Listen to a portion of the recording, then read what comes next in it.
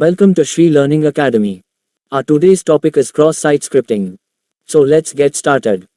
A type of attack known as cross-site scripting, that is XSS, involves the injection of malicious code by an attacker into a web server, which then gets sent along with the content to other visitors, thereby compromising the security of the server. There are various techniques that hackers have developed to inject harmful code into websites. These include exploiting vulnerabilities in CGI scripts and web server software, carrying out SQL injection attacks, using frame exploitation, redirecting DNS, hijacking cookies, and employing numerous other forms of attack that are inventive and crafty. If an XSS attack is successful, it can lead to a range of negative consequences such as stealing identities and credentials, taking data without permission, causing financial losses, or even installing remote control software on the devices of visiting clients. To safeguard a website against XSS attacks, the administrator should take several measures such as keeping the web server up to date with the latest patches, utilizing web application firewalls, running a host-based intrusion detection system, that is HIDS, checking for any suspicious activity through auditing, and most crucially, implementing server-side input validation that includes filtering for malicious content, length, and meta characters. To safeguard yourself against XSS attacks as a web user, you should ensure that your system is up to date with the latest patches, use antivirus software, and avoid visiting non-mainstream websites. Some web browsers have add-ons like NoScript for Firefox and uBlock Origin for Chrome that permit the execution of only scripts that you select.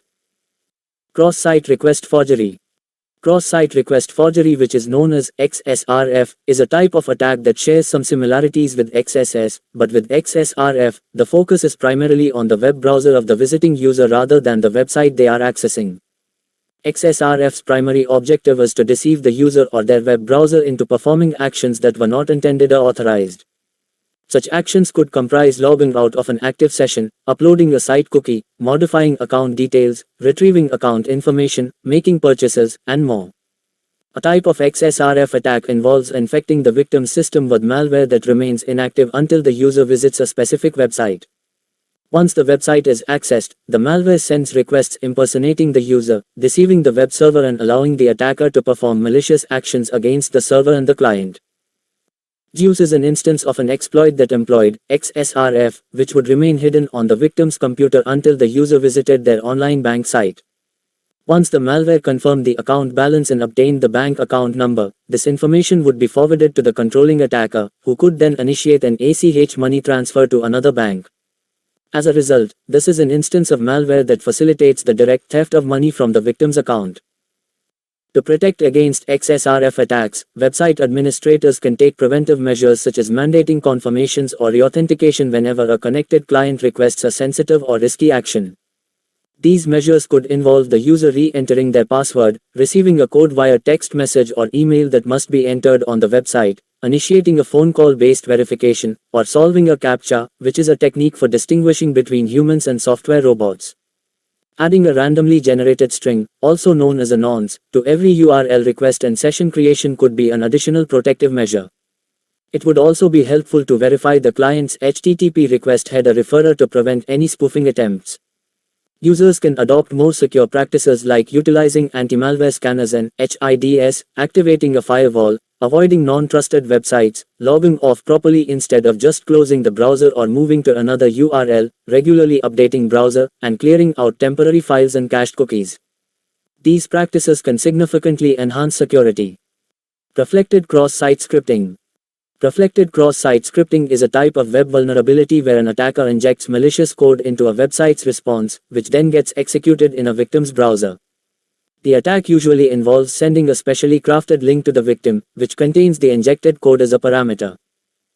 When the victim clicks on the link, the injected code is sent to the web server, which then includes it in the response sent back to the victim's browser. The browser then executes the code, which allows the attacker to steal sensitive information, such as login credentials, session tokens, and personal data.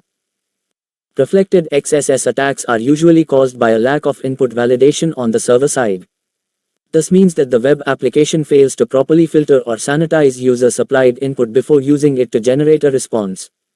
As a result, an attacker can inject malicious code into the application's output, which gets executed by the victim's browser. To prevent reflected XSS attacks, web developers should implement input validation and output encoding. Input validation involves checking user-supplied data to ensure that it meets certain criteria, such as length, format, and type. Output encoding involves converting any special characters in the output to their corresponding HTML entities, which prevents them from being interpreted as code by the browser. In addition, web developers should also use Content Security Policy (CSP) to further protect their web applications from XSS attacks. CSP is a security standard that allows web developers to define a whitelist of trusted sources for their web content, such as scripts, style sheets, and images. This prevents malicious code from being loaded from untrusted sources, even if it is injected into the web application. Thank you so much for watching this video. Do check out the written explanation on our website and don't forget to take this quiz based on this video. The links are in the description box below. Subscribe to our channel to watch more interesting videos. If you have any doubts, do let us know in the comment section and we will try our best to solve them for you. For private coaching, do contact us by visiting shreelearningacademy.com or on WhatsApp. See you in the next one.